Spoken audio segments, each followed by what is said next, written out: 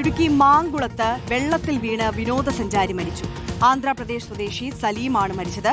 വെള്ളച്ചാട്ടത്തിൽ കുളിക്കാൻ ഇറങ്ങുന്നതിനിടെ ഒഴുക്കിൽപ്പെട്ടായിരുന്നു അപകടം.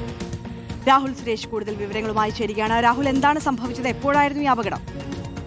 ആര്യ, ഇന്ന് രാവിലെയായിരുന്നു ഈ അപകടം നടന്നത്. മാങ്കുളം തളിക്കത്ത് എന്ന വെള്ളച്ചാട്ടത്തിലാണ് ഈ അപകടം നടന്നിരിക്കുന്നത്. ആന്ധ്രാപ്രദേശ് സ്വദേശിയായിട്ടുള്ള 28 വയസ്സുള്ള സലീമാണ് മരിച്ചിരിക്കുന്നത്. വെള്ളച്ചാട്ടത്തിൽ കുളിക്കുന്നതിനിടെ അപകടത്തിൽ കാൽ വഴുതി വെള്ളത്തിൽ വീഴുകയായിരുന്നു. അങ്ങനെയാണ് മരണം സംഭവിച്ചത് എന്നാണ് കൂടെ ഉണ്ടായിരുന്ന ആളുകൾ പറയുകയും ചെയ്യുന്നത്. 10 പേരടങ്ങുന്ന വിനോദസഞ്ചാരികൾക്കൊപ്പമാണ് ഈ സലീം മാങ്കുളത്ത് എത്തുകയും ചെയ്തത്.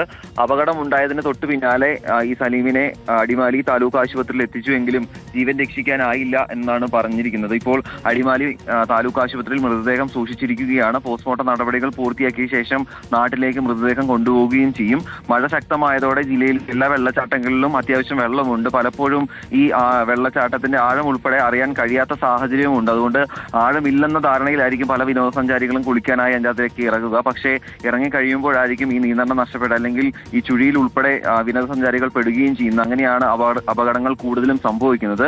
ഇവിടെയും ഈ മാങ്കുളത്തും അതിന് സമാനമായിട്ടുള്ള സാഹചര്യമാണ് ഉണ്ടായതെന്നാണ് ദൃക്സാക്ഷികൾ പറയുകയും ചെയ്യുന്നത്. എന്തായാലും ദാരുണമായിട്ടുള്ള ഒരു സംഭവമാണ് ഇന്ന് രാവിലെയോടുകൂടി മാങ്കുളത്ത് ഉണ്ടായിരിക്കുന്നത്. ആര്യ. ഓക്കെ, രാഹുൽ സുരേഷാണ് വിവരങ്ങൾ നൽകിയത്.